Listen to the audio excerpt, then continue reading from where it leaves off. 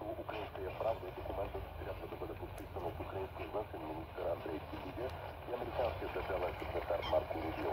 Споразумението предвижда създаването на съвместен инвестиционен фонд за възстановяване на Украйна.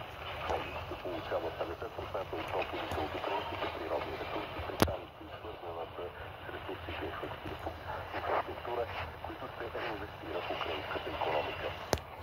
Британският премиер Кир Стармер и френският президент Емануел Макрон заяви, че ще приветстват лидерството на президента на Съединените щати Доналд Тръмп в усилието за постигане на траен мир в Украйна. Това стана ясно след телефонен разговор между Стармер и Макрон.